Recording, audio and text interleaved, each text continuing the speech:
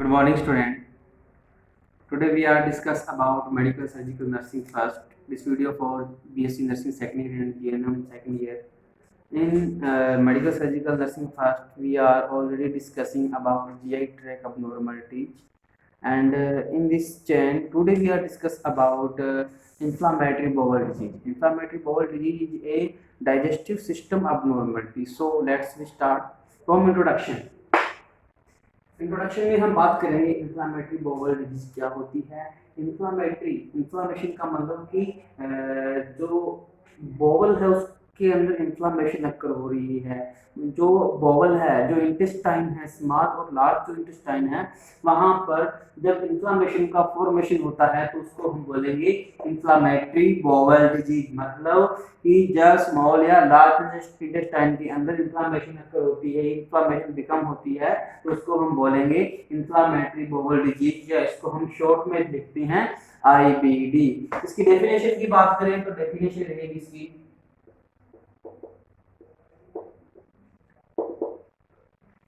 it is defined as when inflammation occur in small intestine or large intestine is called inflammatory bowel disease. Means when our intestine, it may be large or small, our intestine become inflamed is called inflammatory bowel disease. मतलब जब हमारे small या large intestine के अंदर inflammation बनती है कहीं भी, उसको हम बोलेंगे inflammatory bowel disease. Next one हम बात करें इसके टाइप की। दो टाइप का होता है। फर्स्ट वन रहेगा अल्सरेटिव कोलाइटिस एंड सेकंड रहेगा क्रॉन्स डिजीज। जो इन्फ्लामेटरी बाउल डिजीज है वो दो टाइप का होगा। फर्स्ट वन है ulcerative colitis and second one है क्रॉन्स डिजीज। इन दोनों की जो डेफिनेशन है वो इस तरह से रहेगी। जो अल्सरेटिव कोलाइटिस होता है, इसकी डेफिनेशन रहेगी कि इट इज ए कंडीशन या it is defined as when inflammation is occur in large intestine और in colon is called ulcerative colitis. मतलब जब इन्फ्लेमेशन है वो लार्ज इंटेस्टाइन के कोलोन पार्ट में, मोस्टली जो सिग्मोइड पार्ट जो होता है, सिग्मोइड में अक्कर हो रही है, उसको हम बोलेंगे अल्सरेटिव कोलाइटिस। और नेक्स्ट हम बात करें क्रॉन्स डिजीज की, तो क्रॉन्स डिजीज का मतलब होगा when inflammation occur in small intestine और मोस्टली इन इलियम पार्ट। जब इन्फ्लामेशन है स्मॉल इंटेस्टाइन में अक्कर होती है और स्मॉल इंटेस्टाइन के मोस्टली जो इलियम पार्ट होता है, जैसे ये स्मॉल इंटेस्टाइन है, स्मॉल इंटेस्टाइन के तीन पार्ट्स होते हैं, डुओडेनम, जेजुनम और इलियम। तो इसमें कहीं भी, लेकिन मोस्टली जो इलियम पार्ट होता है, जो लास्ट वाला पार्ट होता है, टर्मिनल पार्ट होता है, वहां पर जब इन्फ्लामेशन अक्कर होती है तो उसको हम बोलेंगे क्रॉन्स डिजीज। अब हम इन दोनों में डिफरेंस की बात करें या इन दोनों के कैरेक्टर्स की बात करें तो कैरेक्टर क्या रहेंगे। तो सबसे पहले हम बात करें पेन की बात करते हैं। जो पहला कैरेक्टर हम पेन पढ़े तो एब्डोमिनल पेन होगा। पेन कहाँ होगा? अल्सरेटिव कोलाइटिस के अंदर जो पेन होगा वो हमेशा लेफ्ट साइड में होगा, और क्रॉन्स डिजीज में जो पेन होगा वो हमेशा राइट साइड में होगा। Pain in right side of abdomen and इसमें लेफ्ट साइड में होगा। सेकंड जो हम कैरेक्टर्स की बात करें तो जो अल्सरेटिव कोलाइटिस होता है वो एक कंटिन्यूअस अल्सर बनती है इसके अंदर। मतलब इसके अंदर जो अल्सर बनती है, जो इन्फ्लेमेशन हो रही है वो कंटिन्यूअस रहती है। अल्सर और इन्फ्लेमेशन कंटिन्यूअस रहती है, इसमें कंटिन्यूअस नहीं रहती। जैसे मान लो ये इंटेस्टाइन का पार्ट है तो इसके अंदर जो इन्फ्लेमेशन है वो इस तरह से कंटिन्यू रहेगी, ठीक है। और जो क्रॉन्स डिजीज है उसकी अगर हम बात करें तो इसके अंदर जो इन्फ्लेमेशन हो रही है वो कंटिन्यू नहीं रहती, वो डिफरेंट जैसे इस पार्ट में होगी, फिर इस पार्ट में होगी, इधर होगी, इस तरफ होगी, इस तरह से रहेगी। मतलब इस अल्सरेटिव कोलाइटिस के अंदर इन्फ्लेमेशन है और जो अल्सर बन रहा है वो कंटिन्यूस बना रहेगा, लेकिन क्रॉन्स डिजीज के अंदर ये कंटिन्यूस नहीं रहता। नेक्स्ट वन अगर हम बात करें तो जो अल्सरेटिव कोलाइटिस होता है उसके अंदर जो इन्फ्लेमेशन और जो अल्सर बन रही है वो downward to upward of inflammation and ulcer. मतलब कि जो अल्सरेटिव कोलाइटिस होता है उसके अंदर जो इन्फ्लेमेशन अक्कर हो रही है वो डाउनवर्ड से अपवर्ड, जैसे ये इंटेस्टाइन है तो इसकी डाउनवर्ड से अपवर्ड की ओर जाएगी अल्सरेटिव कोलाइटिस के अंदर इन्फ्लेमेशन। लेकिन क्रॉन्स डिजीज में क्या होगा, ये अपोजिट होएगा, इन्फ्लेमेशन है वो अपवर्ड से डाउनवर्ड की ओर रहेगी। तो ये भी एक दोनों में इंपॉर्टेंट डिफरेंस है, इंपॉर्टेंट इनका एक कैरेक्टर रहता है। नेक्स्ट वन अगर हम साइंस सेक्टर की बात करें तो अल्सरेटिव कोलाइटिस होता है वो लेस सीवियर होता है और ये मोर सीवियर होता है। ये लेस सीवियर होता है, ये मोर सीवियर होता है। ऐसा क्यों होता है? जो अल्सरेटिव कोलाइटिस होता है उसके अंदर जो हमारा इंटेस्टाइन्स की जो लेयर्स होती है, इंटेस्टाइनल वॉल्स की लाइनिंग की जो लेयर्स होती है उसमें 2 लेयर अफेक्टेड होती है, जैसे म्यूकोजा एंड सब म्यूकोजा ही अफेक्टेड होते हैं अल्सरेटिव कोलाइटिस के अंदर, इसलिए हम इसको लेस सीवियर बोलते हैं। और क्रॉन्स डिजीज के अंदर इसको हम मोर सीवियर बोलते हैं क्योंकि इसके अंदर म्यूकोजा, सब म्यूकोजा और जो मस्कुलरी म्यूकोजा होता है, मतलब तीनों लेयर इसके अंदर अफेक्टेड होती है, जिससे क्या है कि जो एब्डोमिनल वॉल की जो लाइनिंग है वो डिस्ट्रैक्ट हो जाती है, उसके अंदर एब्डोमिनलिटी आ जाती है, जिसकी वजह से पेशेंट को ब्लीडिंग होने की चांसेस है वो ज्यादा रहते हैं। फ्लैश ब्लीडिंग इसके अंदर पेशेंट्स को होती है। तो ये नेक्स्ट इनका दोनों का डिफरेंस था। नेक्स्ट अगर हम बात करें गैस कंडीशन की तो वो होगा विटामिन के डेफिशिट और इसमें विटामिन बी डेफिशिट। नेक्स्ट दोनों में डिफरेंस रहेगा वो विटामिन का रहेगा। अल्सरेटिव कोलाइटिस के अंदर विटामिन के डेफिशिएंट रहेगा और क्रॉन्स डिजीज के अंदर विटामिन बी डेफिशिएंट रहेगा। ऐसा क्यों होता है? क्योंकि विटामिन के का जो सिंथेसिस है, फॉर्मेशन होता है वो कोलोन पार्ट में होता है और कोलोन पार्ट के अंदर अल्सर बनने की वजह से, वहां पर इन्फ्लेमेशन होने की वजह से अबनॉर्मलिटी आ जाएगी, एब्जॉर्प्शन नहीं होगा, सिंथेसिस नहीं होगा, तो विटामिन के नहीं बनेगा, जिससे कोएगुलेशन फैक्टर की भी डिफिशियंसी हो जाएगी, डिक्रीज हो जाएगी, जिसकी वजह से ब्लीडिंग, पेशेंट को फ्लैश ब्लीडिंग होना स्टार्ट हो सकता है। नेक्स्ट वन हम बात करें विटामिन B12 की डिफिशियंसी क्यों होगी, तो वो विटामिन B12 की डिफिशियंसी होने का वजह है कि जो क्रॉन्स डिजीज होती है वो मोस्टली जो इलियम पार्ट होता है वहां पर होएगी। तो इलियम पार्ट में जो विटामिन बी है उसका सिंथेसिस होता है, विटामिन B12 का सिंथेसिस होता है, फॉर्मेशन होता है। तो वहां पर अल्सर बनने की वजह से, इन्फ्लेमेशन होने की वजह से वहां पे इसका फॉर्मेशन नहीं हो पाएगा, अबनॉर्मलिटी हो जाएगी। तो जिससे क्या है विटामिन B12 की डेफिशिएंसी हो जाएगी और विटामिन बी की डेफिशिएंसी होने की वजह से वहां पे क्या होगा, अनीमिया की कंडीशन क्रिएट हो जाएगी। तो ये भी आगे सिम्टम अलग-अलग में डिफरेंस हो सकता है कि क्रॉन्स डिजीज में अनीमिया होगा, इसके अंदर कोएगुलेशन फैक्टर की डेफिशिएंसी होगी, ब्लीडिंग है वो ज्यादा होगी। तो ये इन दोनों के अंदर मेन डिफरेंस थे। ये अल्सरेटिव कोलाइटिस और क्रॉन्स डिजीज के बारे में मैंने आपको बताया। नेक्स्ट वन अगर हम बात करें इनके जो कोजेज होते हैं कि दोनों के कोज क्या रहेंगे, तो दोनों के अंदर जो कोज है उनमें फर्स्ट वन रहेगा आपका ऑटोइम्यून डिसऑर्डर मतलब कि पेशेंट्स के अंदर ऑटोइम्यून डिसऑर्डर हो जाएगा, मतलब खुद की ही एंटीबॉडी खुद की ही बॉडी पे अटैक करना स्टार्ट कर देगी। जब कोई हाइपर सेंसिटिविटी रिएक्शन होती है या एंटीबॉडी की रिएक्शन होती है और एंटीबॉडी की फॉर्मेशन लाइक हिस्टामिन का सिक्रेशन ज्यादा हो जाता है, तो वो हमारी बॉडी में अबनॉर्मलिटी या इन्फ्लेमेशन क्रिएट कर सकता है। तो ऑटोइम्यून की कंडीशन में ऐसा हो सकता है। नेक्स्ट वन अगर बात करें जेनेटिक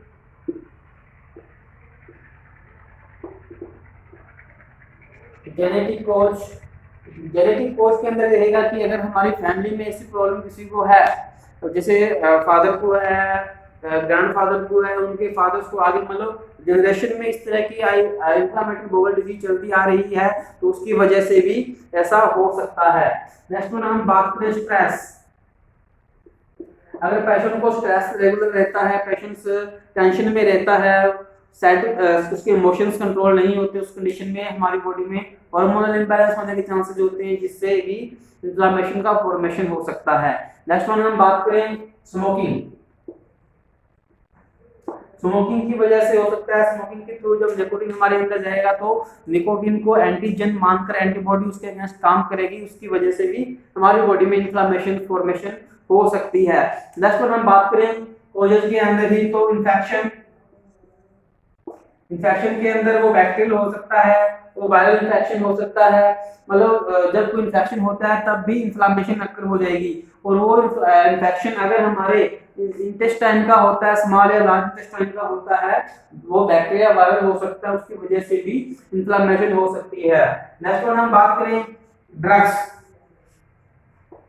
अगर हम एक्सेसिव ड्रग्स का यूज कर रहे हैं या non steroid anti inflammatory drugs का यूज हम कर रहे हैं, उसकी ओवरडोज हमने ले ली है, तो उसकी वजह से भी पेशेंट्स को इन्फ्लेमेटरी बाउल डिजीज है वो हो सकती है, पेशेंट को बॉडी में इन्फ्लेमेशन है वो अक्कर हो सकती है।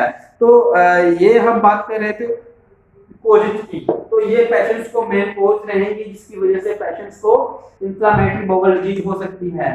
नेक्स्ट हम बात करते होते हैं पैथोफिजियोलॉजी की। पैथोफिजियोलॉजी की हम बात करें कि जो इन्फेक्शन है वो हमारी बॉडी में कैसे कैसे सेपरेट होगा, तो जो due to various etiological factor है, जो भी इटियोलॉजिकल फैक्टर हमने यहाँ पर पढ़े, कोजेज हमने पढ़े, उन कोजेज की वजह से अगर इन्फेक्शन हमारे इंटेस्टाइन के अंदर हो जाता है और इन्फेक्शन हो जाता है तो क्या होगा, इन्फ्लेमेशन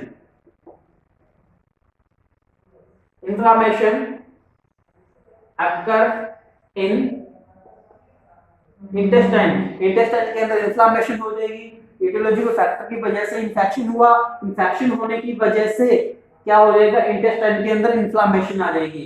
इन्फ्लेमेशन आने की वजह से क्या होगा, वहां पर फ्लूइड का एस्केप्स होगा, वहां पर फ्लूइड कलेक्शन होगा, इन्फ्लेमेशन होगी तो फ्लूइड बिल्डअप होगा, तो क्या हो जाएगा, एडिमा की कंडीशन, एडिमेटोज की कंडीशन है वो क्रिएट हो जाएगी। जब पेशेंट को एडिमा होगा तो वहां पे क्या होगा,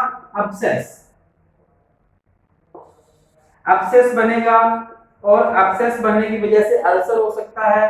जब अल्सर हो जाएगा तो क्या है, जो इंटेस्टाइन की वॉल है वो डिस्ट्रैक्ट हो जाएगी, इंटेस्टाइन की वॉल है वो डिस्ट्रैक्ट हो जाएगी। इंटेस्टाइन की वॉल डिस्ट्रैक्ट होने की वजह से क्या होगा, ब्लीडिंग होगी, और पेशेंट को ब्लीडिंग होने की वजह से क्या होगा, डायरिया हो जाएगा। डायरिया की वजह से क्या होगा, पेशेंट्स को फ्लूइड इम्बैलेंस होगा। फ्लूइड इम्बैलेंस होने की वजह से पेशेंट को डिहाइड्रेशन हो जाएगा। डिहाइड्रेशन की वजह से पेशेंट्स को ब्रैडीकार्डिया, टैकीकार्डिया हो सकता है। डिहाइड्रेशन की वजह से पेशेंट का वो शोक में जा सकता है। डिहाइड्रेशन की वजह से पेशेंट शोक में जा सकता है। तो ये इसकी पैथोफिजियोलॉजी रहेगी। सपोज करो कि ये हमारा इंटेस्टाइन है, इस इंटेस्टाइन के किसी पार्ट में इटियोलॉजिकल फैक्टर का अटैक हो गया, इन्फेक्शन हो गया। इन्फेक्शन होने की वजह से क्या होगा, यहाँ पर इन्फ्लेमेशन हो जाएगी। इन्फ्लेमेशन होने की वजह से क्या होगा, यहाँ पर एडिमा की कंडीशन, मतलब यहाँ पर फ्लूइड कलेक्शन हो जाएगा, एडिमा बन जाएगा। एडिमा बनने की वजह से यहाँ पर क्या है, अब्सेस फॉर्मेशन हो जाएगी, पस बन जाएगी। मान लो यहाँ पे इस तरह से पस बन जाएगी, तो ये पस बनेगी, वो क्या करेगी, इस वाल के अंदर डिस्ट्रक्शन क्रिएट कर देगी। मतलब वाल के अंदर अल्सर जो बनी है वो वाल के अंदर डिस्ट्रक्शन, वाल के अंदर फिशर, वाल को वो डिस्ट्रॉय कर देगी। जब वॉल डिस्ट्रॉय होगी तो यहाँ पे जो ब्लड सप्लाई हो रही है, वेसल्स हो रही है, वो भी होगी, इनका डिस्ट्रक्शन होगा, तो वहां से क्या है, ब्लीडिंग होना स्टार्ट हो जाएगा। जब वहां से ब्लीडिंग, डिस्ट्रक्शन होने की वजह से ब्लीडिंग होगी, तो जो ब्लीडिंग हुई है वो डायरिया की फॉर्म में, जो ब्लीडिंग जो हुई है इंटेस्टाइन में हुई है, वो हमारी बॉडी से बाहर निकलेगी। तो जब बॉडी से बाहर निकलेगी तो वो फ्लूइड के रूप में निकलेगी और इस कंडीशन को हम बोलेंगे डायरिया। मतलब ब्लीडिंग होने की वजह से वो डायरिया के फॉर्म में हमारी बॉडी से बाहर निकलेगा। जब वो हमारी बॉडी से बाहर निकलेगा तो क्या होगा, डायरिया होने से क्या होता है, फ्लूइड का इंबैलेंस हो जाता है, बॉडी से फ्लूइड बाहर निकल जाएगा। बॉडी से फ्लूइड, एब्नॉर्मल फ्लूइड जब बाहर निकलेगा तो क्या होगा, बॉडी में जो फ्लूइड है वो इम्बैलेंस हो जाएगा। बॉडी में फ्लूइड है वो इम्बैलेंस हो जाएगा। जब बॉडी में फ्लूइड इम्बैलेंस होता है तो उसको हम डिहाइड्रेशन बोलते हैं, और डिहाइड्रेशन की वजह से पेशेंट है वो शॉक की कंडीशन में जा सकता है। तो ये सब इवेंट्स है वो इंफ्लेमेटरी बाउल डिजीज के अंदर अक्कर हो सकते हैं। अगर हम पैथोफिजियोलॉजी की बात करें तो पैथोफिजियोलॉजी इन स्टेप्स के अंदर कंप्लीट होती है इस डिजीज की। नेक्स्ट पर हम बात करें पैथोफिजियोलॉजी के बाद इसके डायग्नोसिस की, तो हम इसको कैसे डायग्नोज कर पाएंगे। डायग्नोस्टिक इवैल्यूएशन, डायग्नोस्टिक इवैल्यूएशन में हम सबसे पहले क्या करते हैं, history of the patient, physical examination. मतलब सबसे पहले हम पेशेंट की हिस्ट्री लेंगे, उसकी फैमिली का जो बैकग्राउंड है वो जानेंगे, फैमिली में तो ऐसी प्रॉब्लम नहीं थी। उसकी डाइट के बारे में हिस्ट्री लेंगे, और उसकी जो ड्रग्स ले रहा है अगर तो उसके बारे में पूछेंगे, उसकी डाइट पूछेंगे, उसकी जो हाइजीनिक कंडीशन है उसके बारे में पूछेंगे, इन्फेक्टेड और नॉन इन्फेक्टेड एरिया के बारे में मुझसे पूछेंगे। मतलब डिजीज से रिलेटेड हम जो साइन सिम्टम पढ़े हैं, जो पोजीशन हमने पढ़े हैं, उनसे रिलेटेड हम पेशेंट की हिस्ट्री लेंगे।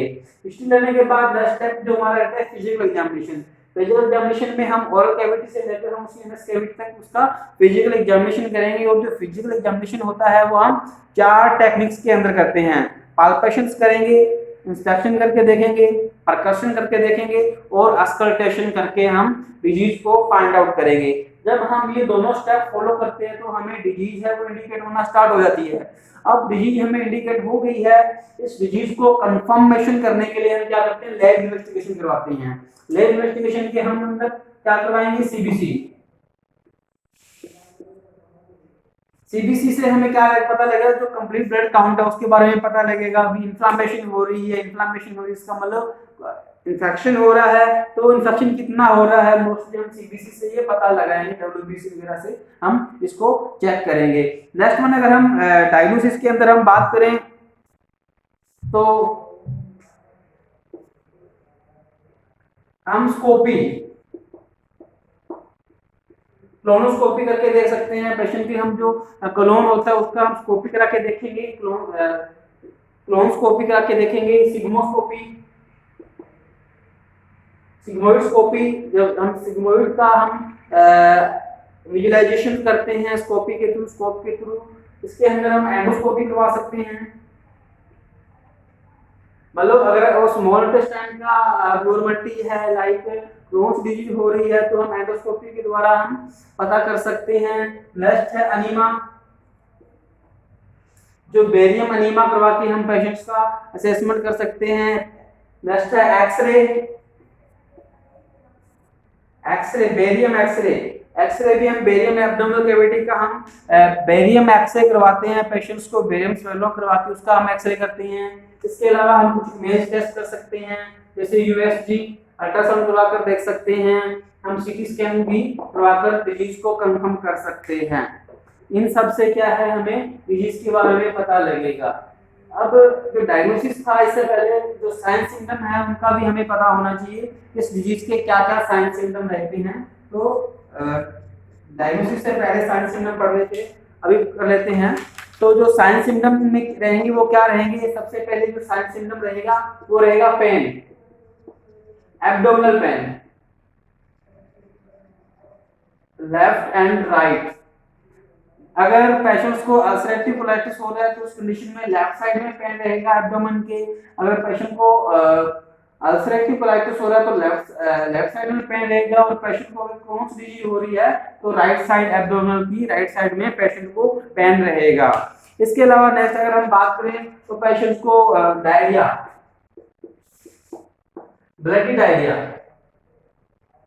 पेशेंट को ब्लडी डायरिया रहेगा क्योंकि डिस्ट्रक्शन, वाल का डिस्ट्रक्शन होने की वजह से ब्लीडिंग हो रही है, और ब्लीडिंग होने की वजह से पेशेंट्स को जो डायरिया की कंडीशन है वो अक्कर होगी। नेक्स्ट में हम बात करें, पेशेंट को वॉमिटिंग हो सकती है, ठीक है। अगर क्रॉन्स डिजीज हो रही है तो मोस्टली वॉमिटिंग अक्कर होगी। पेशेंट को एनोरेक्सिया हो सकता है, मतलब खाना पीना उसको अच्छा कुछ खाएगा नहीं, उसकी भूख नहीं लगेगी। अगर उसको भूख नहीं लगेगी तो क्या होगा, माल न्यूट्रिशन की कंडीशन अक्कर हो सकती है। माल न्यूट्रिशन की कंडीशन अक्कर होने की वजह से पेशेंट को वीकनेस वीकनेस हो सकता है, रेस्टलेसनेस, डिजीज कंडीशन की वजह से उसको रेस्टलेसनेस हो सकता है। इसके अलावा हम बात करें तो पेशेंट्स को इरिटेशन इरिटेशन हो सकता है। पेशेंट्स को डायरिया हो रहा है तो डिहाइड्रेशन हो सकता है। इसके अलावा अगर और हम साइंस सिम्टम के अंदर बात करें तो पेशेंट्स को डायरिया हो रहा है, डायरिया होने की वजह से फ्लूइड का इंबैलेंस हो रहा है, फ्लूइड का इंबैलेंस होने की वजह से हाइपोवोलेमिया की कंडीशन हो सकती है। हाइपोवोलेमिया की कंडीशन के अंदर उसको टैकीकार्डिया हो सकता है, क्योंकि फ्लूइड वॉल्यूम कम हो गई है और डिमांड इंक्रीज हो गई है। तो डिमांड को फुलफिल करने के लिए जो हमारा हार्ट है वो हार्ट रेट इंक्रीज हो जाएगी, ज्यादा कंट्रैक्ट करेगा, ज्यादा रिलैक्स होगा, मतलब ज्यादा काम करेगा तो टैकीकार्डिया हो सकता है। पेशेंट्स को टैकीपेनिया, जो ब्लड सप्लाई प्रॉपर नहीं हो रहा, तो ब्लड सप्लाई प्रॉपर नहीं होने की वजह से ऑक्सीजन की डिमांड बढ़ेगी। जब ऑक्सीजन की डिमांड बढ़ेगी तो जो हमारे लंग्स है वो डिमांड को फुलफिल करने के लिए जो हमारा कंपनसेटरी मैकेनिज्म है वो एक्टिवेट होता है, तो ब्रीथिंग रेट इंक्रीज हो जाएगी ताकि जो ऑक्सीजन की डिमांड है उसको पूरा कर सके। तो ये मेन इसके अंदर साइन सिम्टम है वो पेशेंट्स को आईबीडी के अंदर अक्सर हो सकते हैं। नेक्स्ट वन हम बात करें, जो हमारा लास्ट पॉइंट बचा है वो है मैनेजमेंट।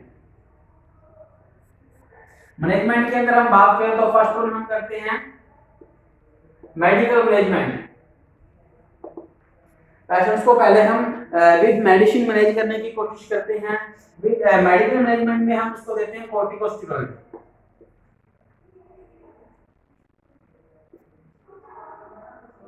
सेकंड अगर हम बात करें तो पेशेंट्स को हम देंगे इम्यूनोसुप्रेसिव।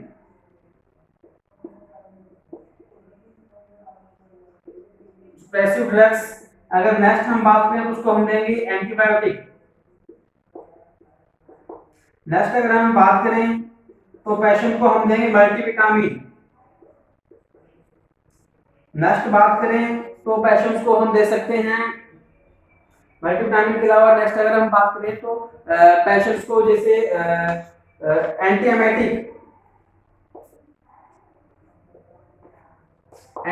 ड्रग्स दे सकते हैं। नेक्स्ट बात करें तो पेशेंट्स को डायरिया हो रहा है, एंटी डायरिया ड्रग्स पेशेंट्स को हम दे सकते हैं। ये सब क्या है, हम पेशेंट्स को दे सकते हैं। इसके अलावा अगर पेशेंट्स को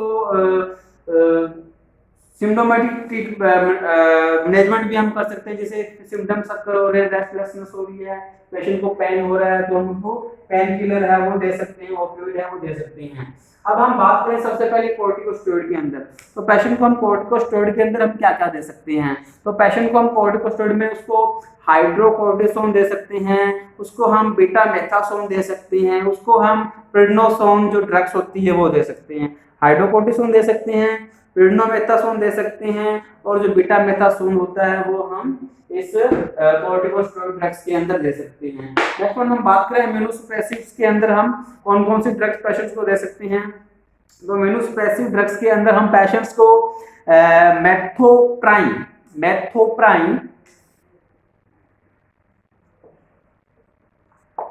ड्रग्स दे सकते हैं। दूसरा होता है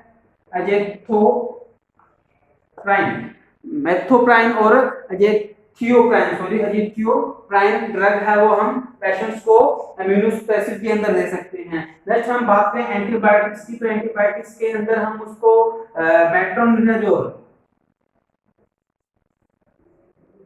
मेट्रोनिडाजोल टैबलेट दे सकते हैं। और दूसरी ड्रग्स की हम इसी में बात करें तो एंटीबायोटिक्स के अंदर उसको हम सिप्रोफ्लॉक्सिन है जो मेडिसिन है वो दे सकते हैं। मल्टीविटामिन के अंदर विटामिन बी की डिफिशियंसी हो रही है और विटामिन के की डिफिशियंसी हो रही है तो हम वो मल्टीविटामिन दे सकते हैं। नेक्स्ट हम एंटीएमेटिक्स हम उसको मेट्रोक्लोप्रोमाइड दे सकते हैं, मेट्रोक्लोप्रोमाइड दे सकते हैं, उसको हम एंडोस्टोन दे सकते हैं। ये सब क्या है, एंटीएमेटिक है। एंटी डायरियल ड्रग्स उसको हम दे सकते हैं, और पेनकिलर ड्रग्स है उसको हम दे सकते हैं। तो ये सब क्या है, पेशेंट्स को हम मेडिकल मैनेजमेंट के अंदर पेशेंट्स को मेडिसिन है वो प्रिस्क्राइब कर सकते हैं। सॉरी, नेक्स्ट वन हम बात करें सर्जिकल मैनेजमेंट की।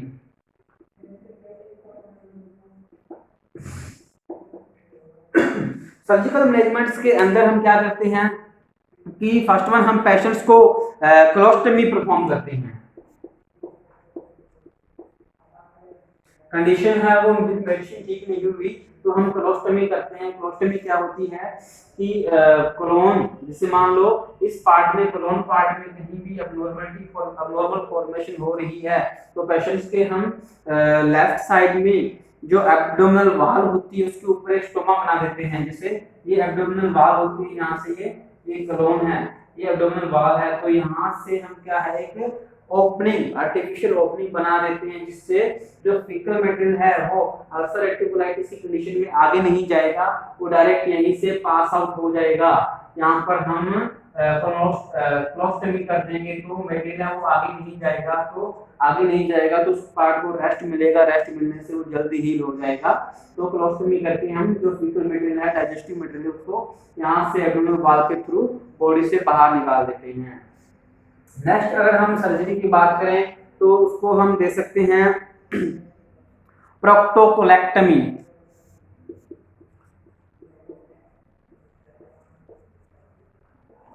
प्रोक्टोकोलेक्टमी का मतलब क्या रहेगा, इसके अंदर अगर हीलिंग पॉसिबल नहीं है, पार्ट्स का नेक्रोसिस हो गया है, लार्ज इंटेस्टाइन का कंप्लीट उसको क्योर हम नहीं कर सकते, हीलिंग उसकी पॉसिबल नहीं है, उस कंडीशन में हम कंप्लीट जो हमारा लार्ज इंटेस्टाइन होता है उसको जब हम रिमूव कर देते हैं उसको हम बोलेंगे प्रोक्टोकोलेक्टमी। नेक्स्ट थर्ड वन की हम बात करें तो इलियोस्टमी। इलियोस्टमी कर सकते हैं पेशेंट्स को क्रॉन्स डिजीज हो रही है, उस कंडीशन में जो उसकी जो इलियम पार्ट है वहां पर अबनॉर्मलिटी हो गई है, तो हम जो इलियम पार्ट है उसको रिमूव कर देते हैं और डायरेक्ट उसको एनास्थेसिस कर देते हैं लार्ज इंटेस्टाइन के अंदर हो, ताकि पार्ट्स वो जो अबनॉर्मलिटी उसको ठीक कर सकें, या अबनॉर्मल स्टोमा की फॉर्मेशन कर देते हैं ताकि इलियम पार्ट को वहां पर रेस्ट मिले।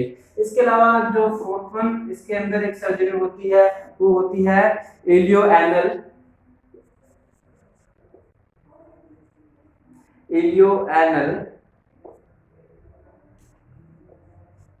एनास्टमी।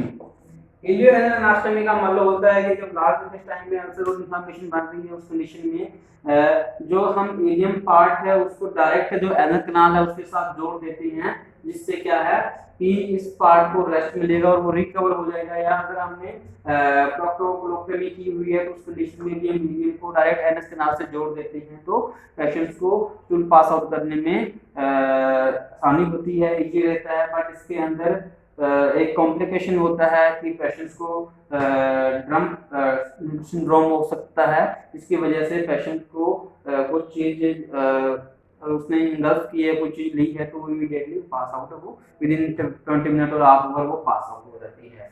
नेक्स्ट अगर हम बात करें इसके नर्सिंग मैनेजमेंट की, तो नर्सिंग मैनेजमेंट में हम क्या करते हैं,